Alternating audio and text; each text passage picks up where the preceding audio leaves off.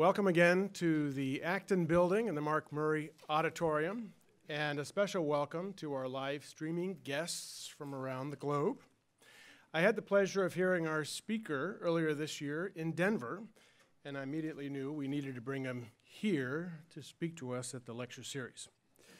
Robert Doar is the new president of the American Enterprise Institute in Washington, D.C. He's also the Morgridge Fellow in Poverty Studies there.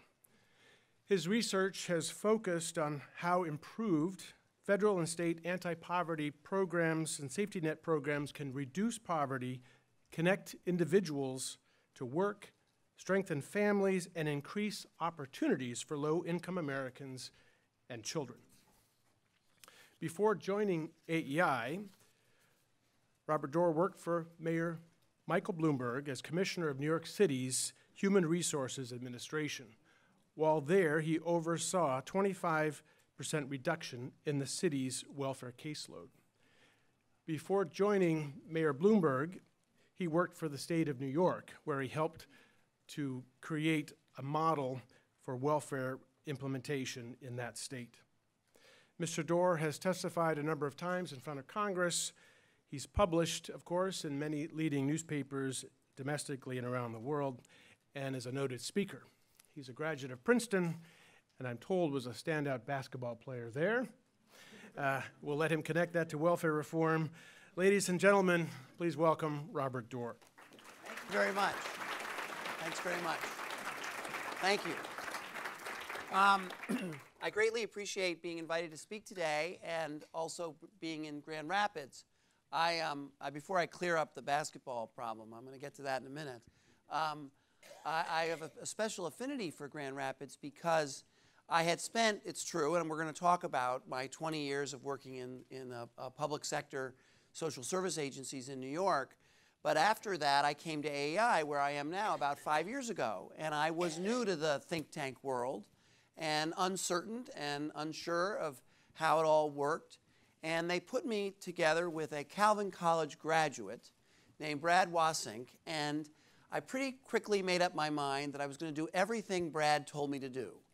And as you can see, following Brad Wasink's advice worked out pretty well for me, because 5 years later, I've become the president. And I really do feel very grateful to him. He was a marvelous, young, public-spirited, wonderful human being, and still is. He's now the Chief of Staff to the Assistant Secretary at HHS, working on the issues that we worked on together. And in between working for me, he went out to Wisconsin and worked for Governor Walker. So I like being in Grand Rapids because it makes me think of this wonderful young American who helped me get off to a good start at AEI. So thanks for being here. What we're going to do today is talk a little bit about poverty in America based on my experience in working in, I confess, government agencies that were devoted to reducing poverty and increasing work.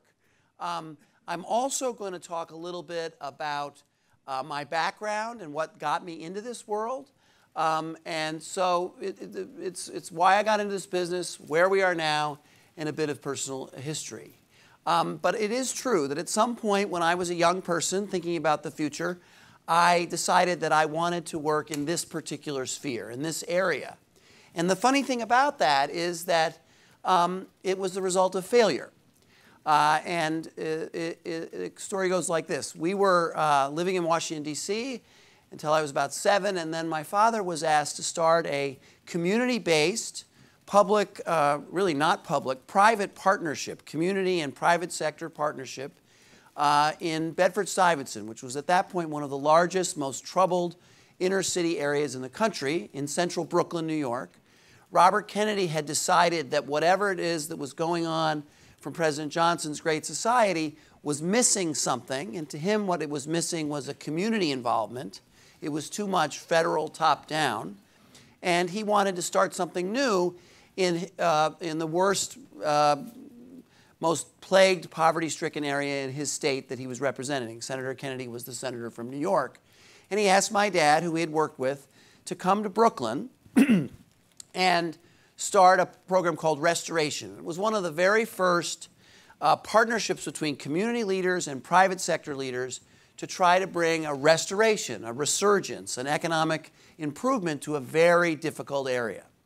And again, that part of New York in that time suffered from bad schools, serious drug addiction, high crime, few jobs, lots of a sense of lost hope. And I have to tell you that after 7 years at Restoration, they hadn't made much progress. That's the failure. They had helped a few people on a few blocks, but the city of New York in the 70s and 80s still struggled terribly with all of the sort of difficulties of poverty and crime and bad schools. So this is kind of a summary. Lots of people don't remember this famous headline, and it does relate to Grand Rapids, so I think it's particularly appropriate. New York City was broke, and they turned to President Ford and asked for assistance.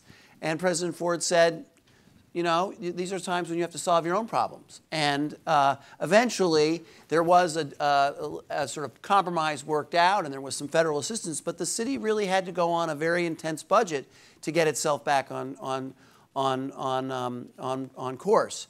But crime was high, poverty was high, the city was broke, and in the wake of the blackouts, there was widespread disruption and turmoil. And so whatever it is that my dad had tried to be part of in Bedford-Stuyvesant in the central Brooklyn had not proven to be successful, and I saw all of that as a young person. I watched that. I observed that growing up in the city and saw that whatever it is we were doing, whether it was from the federal government or the state government or from local groups, it wasn't having positive progress. And what I came to believe was that while the efforts in the local area were positive and had some successes, they were overwhelmed by the entitlement and by the dependency encouraging policies of the federal government. That if you came to public assistance at that time, there was a sense of welfare rights and welfare entitlement,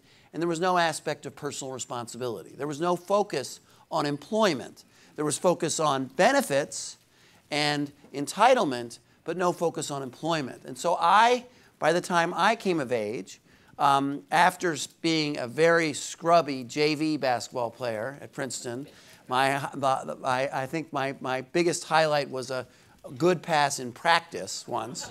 I decided that I wanted to go into work in welfare reform. And so this is a sort of a kind of a picture out of our past. There's President Clinton and Speaker Gingrich and various other people when President Clinton signed the Welfare Reform Act of 1996. Here is Governor Engler and Governor Thompson and Governor Pataki and Mayor Giuliani back in days when he was a different kind of person, or maybe the same person, he's just grown up. But in any case, these were leaders, bipartisan leaders, of a change in welfare policy that led to, I think, some very positive improvements in the way we serve and help people move up. Now, we're not all the way there. We haven't solved every problem, and we spend a lot of money. But we made some changes here that cascaded down into even a state like New York and New York City and made significant changes, and I was part of that. So I went to work for Governor Pataki soon after his election in 1995. So, you know, this bill was signed in 96. I was there. I saw it happen.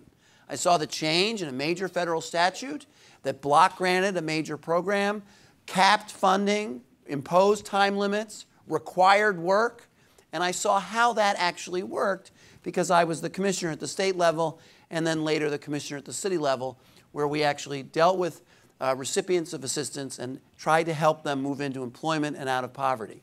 And so what happened? And what happened was that, well, first of all, the cash welfare caseload, that is the people in New York City, this is just New York City, who were receiving cash welfare, that is an unconditional benefit for themselves and their family. In 1995, there were 1.1 million. New York City at that point had less than 8 million New Yorkers. So 1 out of 8 was receiving cash welfare. Today, 2013, but it's also still true today, it's now down to something less than 350,000. Significant change in the way in which we provided assistance. This big, mostly federally funded program that provided cash aid without conditions has shrunk dramatically in New York City. Now we're a city, by the way, of 8.5 million. So the city's grown, and many, many, many fewer people are receiving cash aid. Child poverty decreased from 31% to 18%. And we're going to talk about ways to measure child poverty, and they're controversial and difficult, but really no matter how you measure it, there's been a dramatic decline since 1995 to today. It still may be too high, and you may not like the threshold. You may want the threshold to be higher, the income that determines someone in poverty. But using a constant threshold, no matter how you measure it, child poverty is dramatically lower in New York City than it was before welfare reform, and it's even lower now. In fact, I think it may have reached its lowest point of all time in the last couple of years. So, and then this was caused by, so we reduced the caseload, we reduced child poverty. The real ingredient that made it all happen was this one, and this is remarkable 20 percentage point increase in the employment rate of single mothers in New York City. 20 percentage point. That's a big increase. This sort of increase in the late 90s and into 2000s doesn't happen and hadn't happened in any kind of social welfare program that we had seen. And it hasn't happened really in any other intervention. Only this intervention of work requirements, work expectations, time limits, penalties for failure to comply led to significant increases in employment, significant decreases in child poverty, and a significant decline in child welfare, in cash welfare caseload. So, and I would say that no one really on the left or right disagrees with this. This is not controversial. Something happened from the mid-1990s to the, into the 2000s that is significantly different. And what I would say, it was a focus on employment as opposed to benefits, and focus on responsibility as well as assistance. They come together, responsibility and assistance. So now I'm at AAI, and I just want to give I'm going to go back to that topic in a minute, but I just want to give a sense of public sector participation as a practitioner.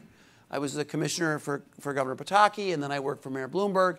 Then I came to AAI, and I was allowed to do some work that allowed me to think back, call on colleagues, make connections, and produce a comprehensive look at all of the various programs that we have in the United States. And so here's one observation about the way we fight poverty in the United States. And the way we do it is in multiple silos, in multiple different efforts that don't all work that well together, but they all have their sphere. So this just illustrates, this is the volume. We have it upstairs for you to pick up. But you see, we have a Bruce Meyer is a famous University of Chicago economist. He wrote about the earned income tax credit. That's a significant part of our welfare policies. Then Russ Sykes was a former deputy commissioner, ran the SNAP program in New York State. He wrote about food stamps. We wrote about, AI Scholar wrote about Medicaid. I wrote about child support enforcement. There was a chapter on housing policy, chapter on WIC, chapter on SSI, chapter on child care.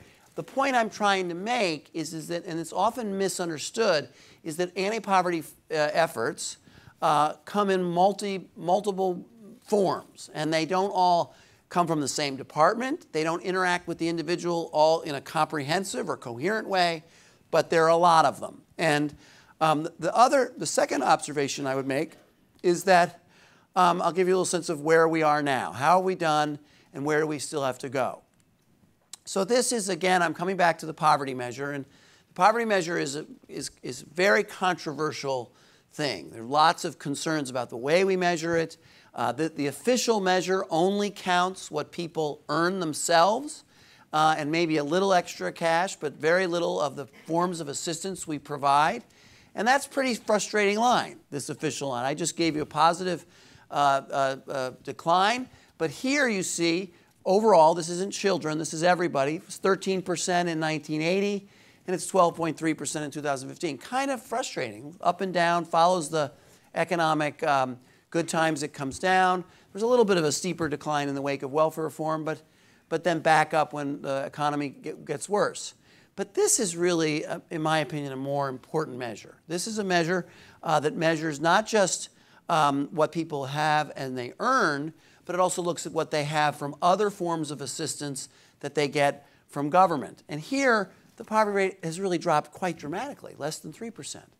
This reflects what is the material well-being of Americans, how much do they have, compared to a consistent standard adjusted for inflation going back in time. So their material well-being has improved. There's no doubt about that, which should have improved. We spend so much, we devote so much effort to try to shore up the material well-being of low-income Americans. What's a little troubling is that what they earn themselves is not allowing them out of poverty. They need this combination of some work and benefits to bring them their material well-being down, so that the percentage of Americans who are below that standard, and I will say again, the standard is quite low, roughly $20,000 a year for a family of 2 or 3. So it's not a lot of money, but when you count all the benefits we provide and you measure it consistently over time, we've improved the material well-being of Americans at the bottom of the income scale, but we haven't really done as good a job, in my judgment, as helping them earn their own success. Here's another way of looking at poverty in the United States, or poverty programs in the United States. This shows the spending at the federal level. And this is important major sort of elephant in the room to see here, and that is that Medicaid, our public health insurance program for the poor, is so much bigger than all the rest. It's bigger than everything else by far, and it's actually bigger than all the rest combined. So when we talk about federal expenditures on low-income Americans, and we want to think about what of those expenditures are contributing to our debt or deficit problem. Well, the EITC is not really contributing to that. It's not big enough. The housing assistance isn't really contributing to that. Child care, these are all relatively small, very small components of the federal budget. The only program that really is a contributor is Medicaid, and it's a big contributor. So that's one thing. The other thing that's interesting about this imbalance, again, we've got child care, unemployment benefits, Head Start, HEAP, SSI, food stamps, AFDC, TANF. The other thing that's interesting is that this one is in a whole different sphere politically. And the way I illustrate that is when I was commissioner in New York City or New York State, and I would go before the state legislatures to talk about policy changes in child care assistance or employment services programs. It was often be me and a couple scruffy advocates, people that were in the programs, were not well funded, but had come there to defend their efforts to help low-income Americans. But when I came to speak about Medicaid, it was me and the most powerful lawyers and lobbyists in the state. Because the healthcare industry is a huge player in this business.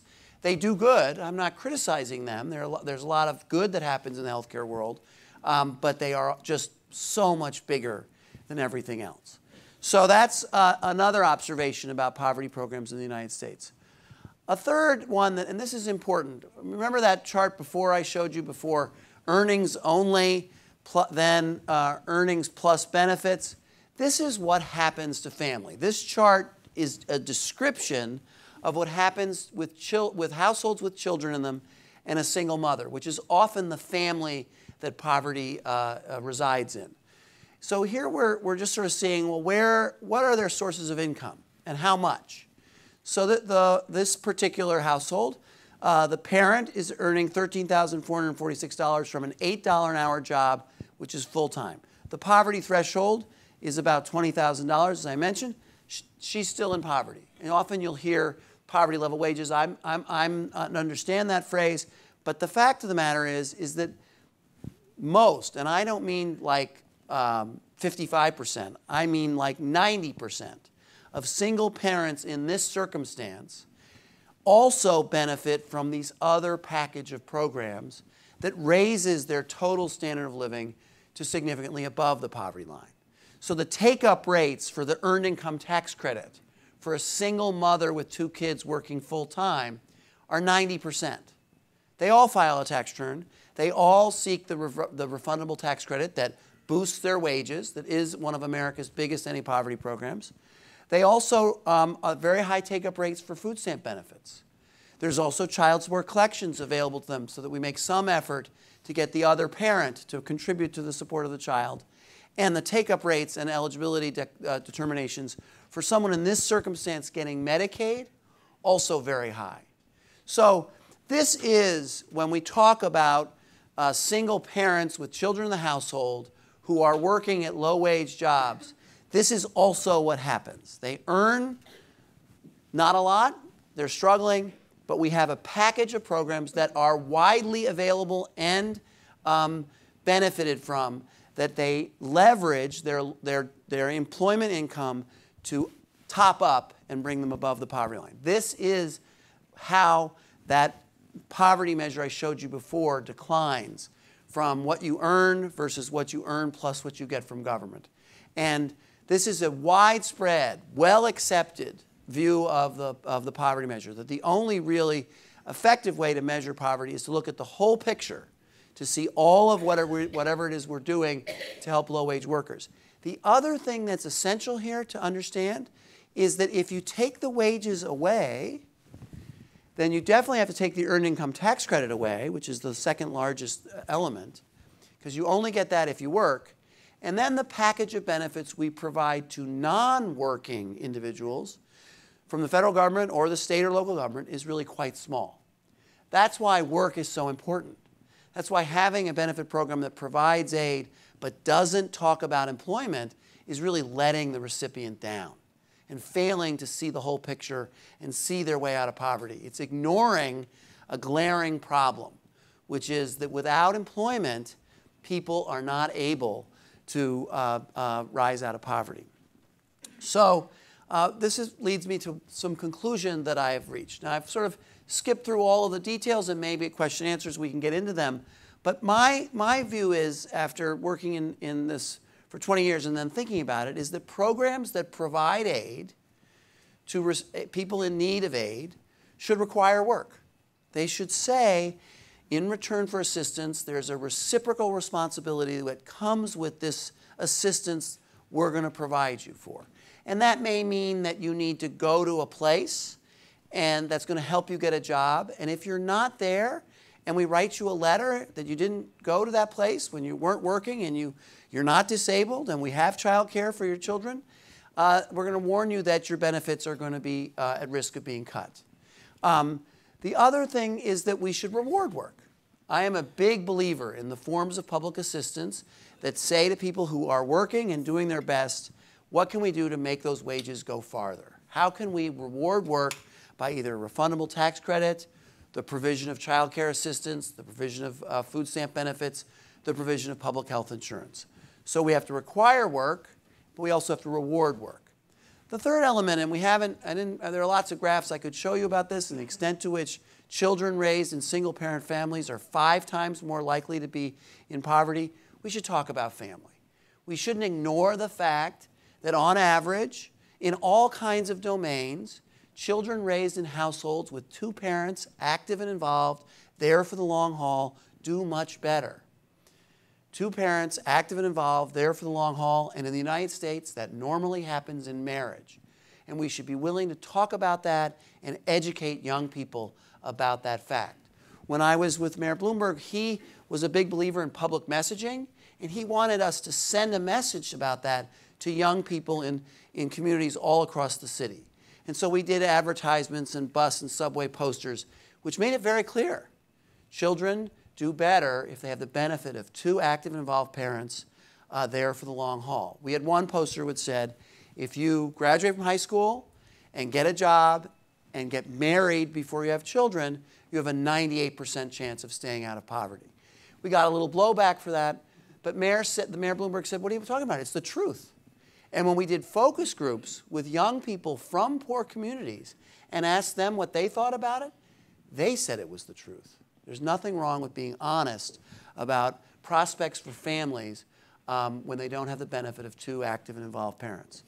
The fourth is you have to promote a strong economy. The economy is a major force in helping people move up. It's why we are now in the United States, I think, the lowest African-American child poverty, the lowest Hispanic child poverty, because the economy is really working on all cylinders. We still have these various work support systems that encourage and reward work. So the economy matters a lot. And people in social services that are concerned about efforts to help the business community that might reduce revenue, i.e. a tax cut, really, in my view, are a little bit short-sighted. They're not seeing the benefit, and they're not recognizing how important employers are to the fight against poverty. And then finally, you have to let civil society flourish. We had a great partnership with many faith-based organizations in New York City and New York State who did important work. If they weren't there, we would not be able to succeed. And every time there was a discussion at a very high level of various regulations or policies that would prevent a faith-based organization from being able to deliver that service or get in their way, we would back off because we needed their support. So let civil society flourish. So require work, reward work, talk about family, promote a strong economy, and let civil society flourish. Those, in my judgment, are the key. Now, where are we now? One of the elements that we're struggling with as a country, this is labor force participation. All Americans, 25 to 54, so they're working age. It was 83.7 in 2001. It dropped in the wake of the recession to 80. And by the way, every percentage point is a big number. And now it's back to 82.5. That's good. We still have a little ways to go. My personal view is that the food stamp program and the Medicaid program do not have enough in them that focuses on work. And too many Americans are not working and are in those programs and are not getting the benefit of somebody saying, how can I help you get a job? There's no focus on personal responsibility in those programs. They truly are sign up as fast as possible and I'll see you in a year, which is not really helping a family. So we could do better on labor force participation. Wages are growing a little bit faster than they have in the past, and even faster for people at the lowest end of the income spectrum. That's good. The prime age work rate for men in labor force is the highest rate since 2010. That's good. And inflation remaining low is also good. I bring this up only to say is that someone who sort of started this in 1995 is that it just happens that right now is a pretty good time, relatively speaking. We have more to do, but we are making some progress. So those are some observations about what I learned as I focused on these issues in New York State and New York City. But I do have a little bit of guilt to get out of the way here. So I said that the reason I devoted my life to fighting poverty was failure, and I related that failure to my father's career. And that's true. Watching what happened in Bedford-Stuyvesant led me to devote my life to this issue. But my father's career is a lot more interesting than just Bedford-Stuyvesant. And if you will permit me, I just would like to tell a little of that story because it's a good one, and it's one that I think says something about our country. So Dad was born in Richmond, Wisconsin, up in the northwest corner of the state, about 50 miles east of Minneapolis. These are his four grandparents, Maggie Larkin, John Doar, Dennis Deneen, and Anna Deneen. He's the one on the left. He was the second son. And he then went off to the East Coast for college and the West Coast for law school, and he was back in New Richmond practicing law with two children in 1959. And he was perfectly happy, but he felt as if he wasn't doing enough to help his country move forward. And he wanted to kind of get in the game somehow. And someone called him up and said, well, I have a job here in Washington, and there's only a year left in the Eisenhower administration, and you're a good Wisconsin Republican, but I can't find anybody else to fill it, and it's in this new division of the Justice Department called the Civil Rights Division. And my father's desire to sort of get into the job of helping his country motivated him to move to New York, move to Washington to take that job. And he very quickly found himself in Haywood County, Tennessee, and East Carroll Parish, Louisiana, and Fayette County, Tennessee, where he brought the very first voting rights cases by the Civil Rights Division that were brought and that contributed eventually to the passage of the Voting Rights Act. This particular picture I like. He took it himself. He was a lawyer who did his own investigating. This is a picture of L.A. Perry of Haywood County, Tennessee. Mr. Perry registered to vote in May 1960. In July 1960, after farming the land of Homer Rainey for 15 years, Perry and 6 members of his family received a notice of eviction to move at the end of the crop year. So you see there's his family. Dad presented this photograph and accompanying affidavit and others like them and evidence in U.S. v. Beatty et al., one of the first important voting rights cases brought by the Civil Rights Division. Prior to 1960, no African Americans were registered to vote in Haywood County. By 1963, 2,300 African Americans were registered. So it was the beginning. And that effort, combined with Dr. King and people from the North who went south and people in the South who saw that the country had to change, led to significant change that I think no one can argue was positive and a step in the right direction. But Dad did other things in the Civil Rights Division. He became kind of the face of the federal government in the South. This photograph is taken in Jackson, Mississippi on the day that Medgar Evers was buried. And his funeral was held that day. And after the funeral, some of the young people, Medgar Evers was head of the NAACP in the state of Mississippi, and he was killed on his front porch.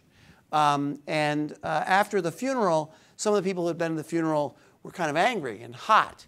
And they started moving toward downtown Jackson. As you can see, the law enforcement officers of the state of Mississippi and the city of Jackson were ready. And Dad stepped between them and said, my name is John Doar. I'm from the Justice Department. Anybody around here knows I stand for what is right. You're not going to win with bottles and bricks. That's what they want you to do. Soon after his appearance on that street in Jackson, the streets were quiet and a riot was averted. People getting killed was averted. When he went back to his hotel, there was a message to call Washington, and they put him through to the White House, and President Kennedy congratulated him on serving his country well. He also was the chief lead of the investigation into the murder of the 3 civil rights workers, Andrew Goodman, Mickey Schwerner, and James Earl Chaney. He also, by the way, prosecuted the Viola Liuzzo case and was the lead investigator in that. Both of those cases, one in Alabama and one in Mississippi, before an Alabama jury and a Mississippi jury, Mississippi courtroom, Mississippi judge, Alabama judge, led to convictions of Klan members who had murdered civil rights workers. And that was an important turning point in justice in the United States.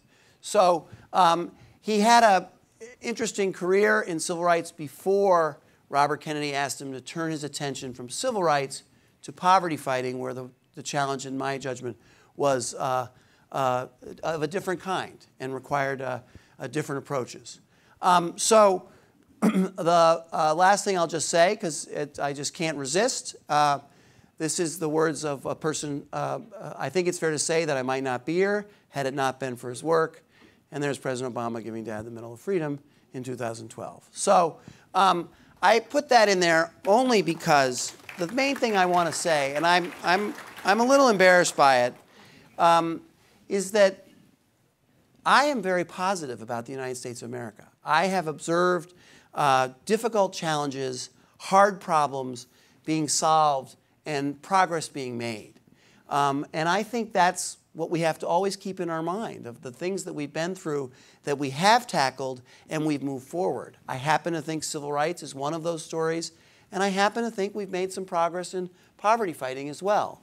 The fact of the matter is, if you're with someone who's on the far right and they say, oh, you know, we fought a war on poverty and poverty won, that's really not true. Similarly, if you're with someone on the left who refuses to acknowledge the enormous efforts we as a country have made to help people at the bottom move up, and the extent to which those efforts have led to progress, they're wrong too. So from my perspective, these problems can be solved if we work at them. That's what I'm devoting myself to do at AEI. We are a think tank of ideas. We're Washington-based, but not Washington-focused. And we want to bring people together to solve hard problems and advance causes that have been consistent and part of our history for a long time. Freedom, free markets, free people, justice before the law, economic opportunity for all, strong America role in the world. And so that's a little introduction to me and a little introduction to my past, a little introduction to my views on poverty, and I will stop now, and I'm sure we're going to have a very lively discussion session. So let's have some questions. Thank you.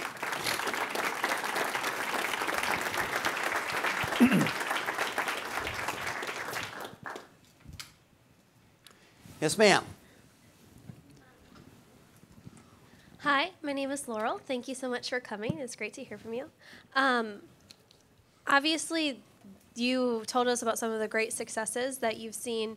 Can you just kind of, we have an action item. What would you say is the most successful aspect that we can move forward and implement?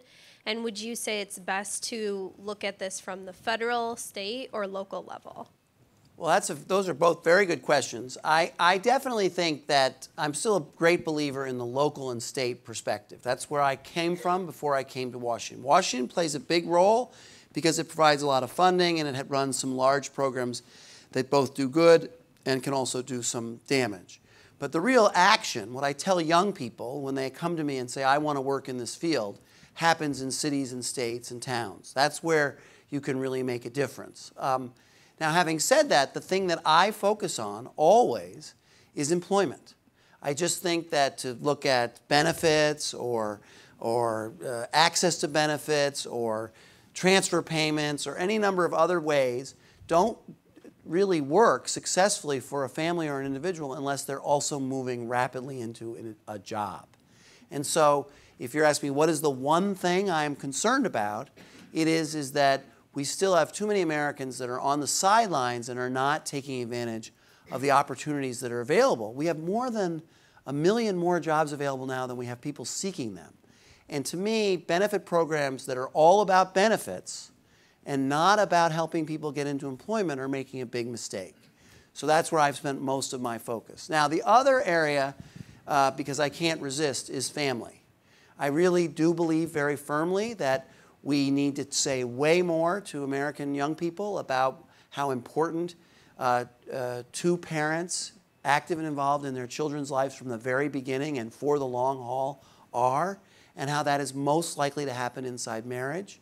So, you know, when I was in New York, we talked about work and we talked about family and ways in which we could encourage those two institutions to help struggling Americans we felt was going to pay the biggest dividends.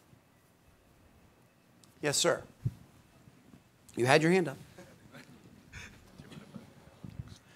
Yeah, hi, my name's Philip. Thank you for coming. I just moved out here from California, so I was hoping you could answer a question about that. The Clinton-era welfare reforms that you mentioned and the ones that worked in New York so well were met with considerable resistance by California's Department of Social Services because if they got people out of poverty, they would have to cut funding and subsequently fire some of their workers, and so they resisted a lot of means-tested welfare. How do you get past that sort of incentive structure?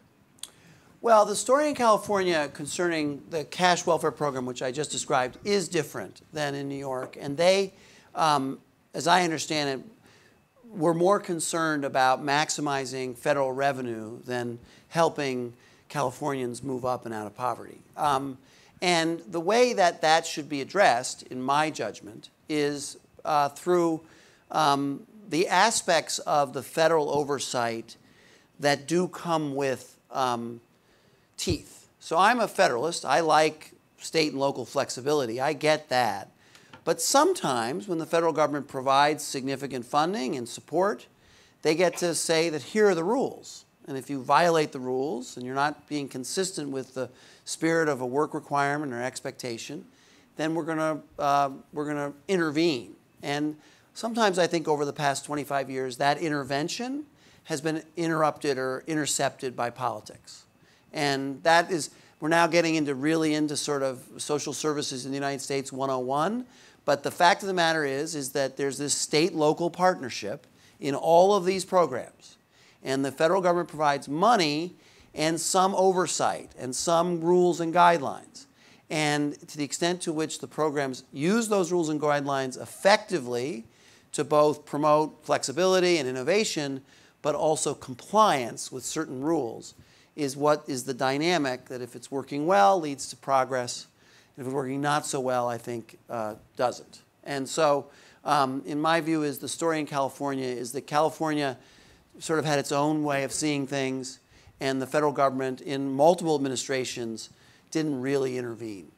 Now, having said that, I'd have to look at the data about over the whole period, because I would be surprised if there wasn't still some decline in child poverty in the wake of welfare reform in the late 1990s and early 2000s, because that did really, those early years, a lot happened. And so that's what I would say. Yes, sir. My name is Richard, and you'd mentioned about about 1 million that had not achieved that wage earning. What are your thoughts as to how you can encourage people then to want to work and actually get those jobs? So there are lots of things you can do at the local level with faith-based and community-based organizations. But if you have a large federal program that has a relationship with individuals because they're giving them health insurance or they're giving them food stamp benefits, and that large federal program is not saying when they come in to get their benefits, I need you to show me how you're looking for work or going to work or what you're doing to get training and education. If it just says, my job is to give you the card and see you in a year, then the program that is there to help them, locally based, faith-based, it's just much harder to have people come and seek that aid because they're getting assistance without a condition. So my view is that whether it's in Medicaid or SNAP or in housing programs or even in certain disability programs, where it's all about providing the aid unconditional, that the way to help get people off of the sidelines is to encourage them through case management, some sort of effort. Now, for conservatives, that means the government has to do a few more things and has to actually make an effort and act like it can solve a problem. And my experience is it can when it's properly led and guided. But it won't if the message is your job is to prove your success merely by signing people up for the benefit, not help people get out of poverty. So that would be my ingredient. Now, the other is, I should also say that employers have a role here too. I mean, I happen to believe that a job is better than no job. Mayor Bloomberg always used to say that. The first rung on the ladder is better than not even being on the ladder. On the other hand, some employers do more in the way of training and welcoming and nurturing. And when they're at their best, they are by far the best bringers up and out of poverty than any other institution. So I like a really tight labor market when it's so hard and employers have to raise wages, increase benefits, increase training, make a little extra effort. I mean, when I go around the country these days, I look at the labor force all the time, constantly, wherever I am. And what I'm seeing is that there are a lot of people who are working now who weren't working before and are being drawn in because the economy is so hot. And I love that. Because once they're into an employer-employee relationship, they're part of something that can give them dignity and respect and some education and some opportunity to move up. They have to take advantage of it. They have to see it. But if they do that, I think there's progress. But again, to my judgment, if the question is about people on the sidelines still not working, I think if you unveil that and go back and back and back, you'll find that they may not be working, but they are receiving some form of assistance, and that form of assistance comes without any addressing of the issue concerning why they're in need. And the main reason they're in need is because they're not working. Yes, sir.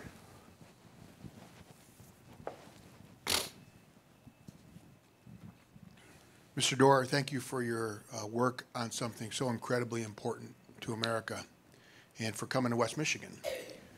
I noted on your chart that had 5 things that are important to do. There are several strong verbs: require, reward, promote. But about family, it's talk. That's good, very good point. Address. That's a very, very good point. Should that have a more muscular verb? That's a good point. And where have you seen that done successfully? Well, it's a hard one because you can't mandate or pass, you can't really use government intervention to require people to make certain decisions about their marital status, or I have a concern about that. And so this is a little bit of a wimpy word. You're right. Maybe I'm wimping out there. You can change tax policy, and we do a lot in tax policy already. We could do more to incentivize and reward married families. That's a possibility. You could make it promote family. You could do more. I acknowledge that. That's a very fair point. This is very much a product of me being someone who worked in New York, where getting into these issues is very sensitive and very careful. And so I've sort of learned over time a way to put it over that I can get through with. And I acknowledge that. But in some places, I go to conferences. You could get up from here and go to a social services conference of any thousands of types all across the country. And they won't mention family at all, ever. So from my standpoint, in that crowd, in that audience, and I should also point out that when I was the commissioner of New York City Social Services Agency, I went to see Cardinal Dolan. And I said to him, you don't talk about marriage enough. You don't talk about marriage enough. And I'm a practicing Catholic. I've been to a lot of masses. I know all of that. But I think sometimes we haven't said strongly enough that children need the benefit of two married parents. And marriage is a sacrament. I've defaulted to talk, but you make a very good point. Is it right there? Or here? Yes. Yeah, just to follow up on that, my observations, because I worked at the state of Michigan for a while, is there were some disincentives to have the father in the household rewarding additional children. Can you speak to that? Yes. There's no question that the old TANF program, and still in some respects now, there was in the benefit programs you could insure yourself of a larger benefit if you kept the other parent out of the household. Because the way in which the budget was created, the other parent would contribute to bringing your benefits down because they were another source of income. So that's part of it. I don't know. We've done some things, at least in the EITC, to mitigate that, but that does exist. I don't know that that is the entire cause of the failure of, increasing number of young people not to get married before they have children. And by the way, this is a problem among African Americans, it's a problem among Hispanics, and it's a problem among white Americans. More children are born to single mothers in the United States every year who are white than are black. So it is a problem of all of us. But yeah, whenever I would face up to that issue, the way to correct it was always viewed as too harsh. So you might put, one of the policies was a family cap. Every additional child, you get no further benefit amount. That seemed a little harsh. So now, the other program that does also exist is the Child Support Enforcement Program. Michigan has a Child Support Enforcement Program. I used to know the head of the Child Support Program was Wally Dukowski for years, one of my great friends. That is an effort to say, okay, you're not married, the father's not in the household, but he still should have to pay something. He should fulfill his financial responsibility in some way. And that's had some success in bringing additional dollars into the household, which reduce poverty. It also turns out that if someone pays child support, they're more likely to have a positive emotional relationship with that child. So I've strayed a little bit from your point, but the fact is you are correct that when you try to help single parents with children, you are going to provide aid, and in providing that aid, you might give them a sense that they don't need that other parent, and that's not helpful. Yes, sir. Just another sort of similar observation, and this is coming from. Thank you. Thank you, Mr. Doar. Thank you for being here. So this is just a similar observation about disincentives, and this is kind of coming from my experience of around a decade of working on the South Side of Chicago at a faith-based, community-driven organization in a neighborhood with about 20% unemployment. And so a thing that you see over and over again is that a family is receiving benefits, say food stamps, for example, and based on their family size and other number of factors, they're getting around maybe $500 to $700 a month in that aid. But then the moment they go to a certain threshold in terms of their income, there's not a gradual decrease. It just drops to zero. And so I think when you talked about earlier some of these sort of departmental silos, I think, part of that is the problem. But when we talk about sort of that gradation that happens, it's just that steep curve. How do we start to mitigate things like that? Yeah, that is a common concern. When you receive earnings or income from work and you are receiving benefits, that income gets counted against you. And in SNAP, it is supposed to be gradual. Every additional dollar, you lose 30 cents in SNAP benefits until you get to a certain element when you're no longer eligible. But that means your income's gone up significantly. I tend to think that it is true that there is some work disincentives to sort of take the next job or to take the pay raise. And that's especially true in childcare, although it's also true that you're not supposed to rebudget childcare by federal law until the next year. So the parent is given an opportunity to prepare for that change. The one solution to the problem, if you were decided that problem was really severe and needed to be addressed, is you would just increase the amount of benefit you pay even further up the income scale. And I have some reservations about that because that comes with a lot more costs. And when I talk about the combination of work plus benefits helping people get out of poverty, I celebrate that. But I don't know that we want to have work plus benefits gets people well into the middle class. I mean, at some point, the provision of aid from the government has to end, and people need to be independent. And so I get your point. It comes up a lot. It is an issue. Just if you know, in the world that I come from, there's something called transitional benefits. Some states lock in the benefit that you had even after you get a job for 1 year. So your benefit is frozen for at least a year so you can transition. The same is true in childcare. Medicaid is similar. You don't lose Medicaid eligibility right away when your income goes up. So you're right that that's an issue, but I think it's an issue that we can work through. Yes. Yes, sir. Again, thank you, Mr. Doar, for being here. You mentioned the word in just your last statements there about independent and helping people, encouraging them to become more independent. Right. Nothing is more independent than entrepreneurship, business ownership. A lot of what we talked about here today is about getting a job, working for someone else. Yeah. What impediments or difficulties, obstacles do you feel like might be in the system to the prospect of someone having business ownership as a way of lifting themselves out of the poverty equation?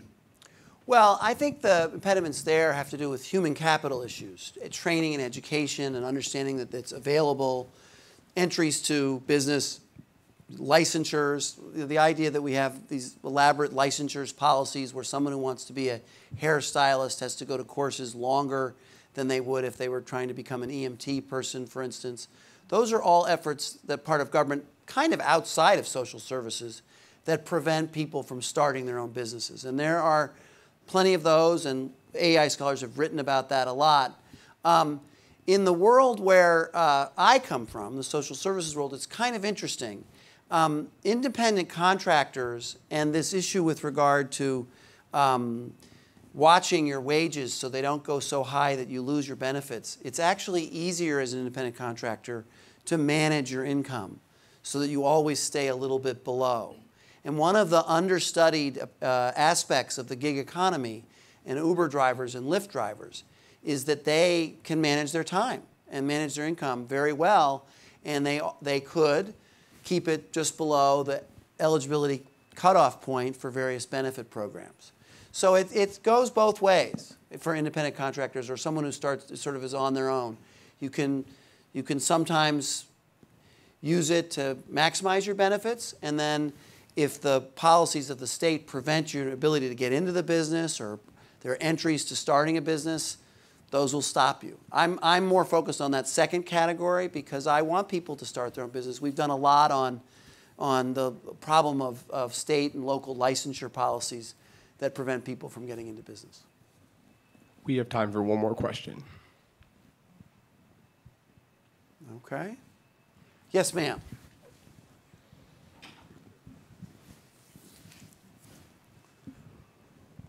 Well, again, thank you very much for being here today. Thanks. This was very interesting. But and I appreciate everything you said, but I think about things like media, marketing, movies that affect how people feel about themselves. And so this has all been about the financial end of it, which is very important. But I think we're forgetting about the spiritual soul, psychological end. I was a writer for the Helen DeVos Children's Hospital for 25 years, and I interviewed many families who had some very difficult circumstances, and the ones that came out of it had family support and a faith. Faith, family, friends, and community. Okay? I think that's absolutely correct, and that is a great way to finish. You're absolutely correct. What is internal to someone matters as much as anything else, and all of what I've tried to describe is a sense, and this is why I try to start with a hopeful message, because I do think that messages that we give to young people and struggling Americans about how there is no hope, it's a rigged economy, the system's broken, sends a message that they accept, and it holds them down. And I'll just say one more thing before, and I'll have once you respond. When one of my favorite scenes from my career was I was at a reentry program for people coming home from prison.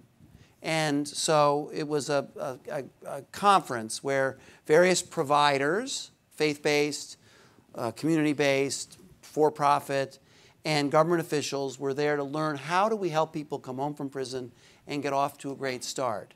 And as often happens in these cases, there was someone who had been a real success story. It was a young man who had, after a couple missteps and had difficult times, he had finally gotten out of prison, gotten a job, and was doing well. He was in a trade or something, and he was there to sort of celebrate his success. And someone asked him, well, what was the key to yours? What made the difference? How did you do it? And the whole room sort of leaned in because all these providers wanted to hear what trick one of them had that did it, and including me.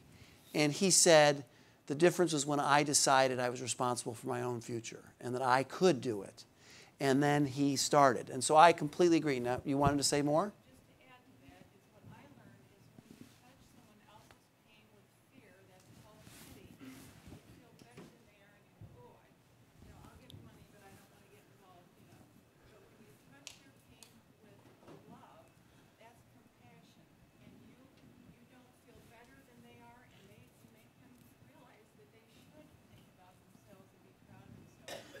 Right, but I agree with that. But the other story of the welfare reform story, you know the story I showed about the 1 million New Yorkers on cash assistance, and then the work rates went up, and you might think that I was trying to say, and I hope I didn't, that all those people were taken by the hand by some government official and given a job, and that's what happened.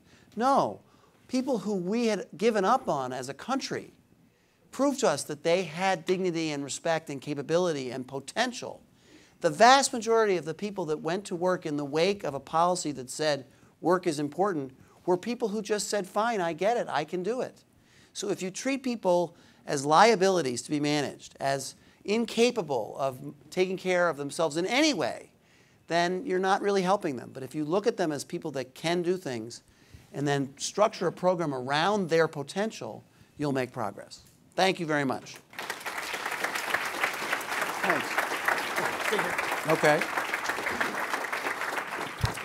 Thank you, Robert, very much for being with us today, for very thoughtful remarks. We have a gift for you. We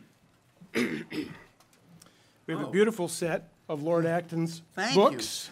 I am a big book lover. This is a great treasure. I greatly appreciate this. Yes, thank you. Thank you for being with us. And I'd also like to mention we have a couple upcoming events. It's in the program that you have there, but I'll highlight two. Our annual dinner is next Tuesday. It's not too late. We still do have a few tickets for sale. Also the next day, next Wednesday, is our Business Matters Conference. You can sign up for that.